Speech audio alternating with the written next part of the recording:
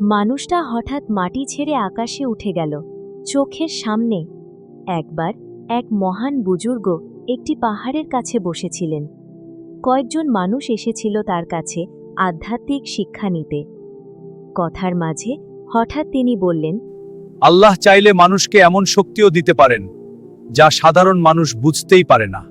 আর তখনই লোকেরা দেখল তিনি ধীরে ধীরে মাটির ওপর থেকে ওপরে উঠছেন। সবাই স্তব্ধ, কেউ কথা বলতে পারছে না। এটা কি করে সম্ভব? কিছুক্ষণ পরে তিনি আবার নিচে নেমে এলেন, যেন কিছুই হয়নি। এই ঘটনা সুফি সাহিত্যে আজও বলা হয়। এই পাহাড়ের মতো দৃঢ়, এর শক্তি আমাদের মধ্যে বাস করে। একসাথে আমরা এগিয়ে যাব। তার আধ্যাত্মিক মর্যাদার প্রমাণ হিসেবে আল্লাহর কুদরতে বিশ্বাস রাখো, তিনি যা চান তাই হয়। ভিডিওটা শেয়ার করো, হয়তো কারোর ঈমান আরও মজবুত হবে।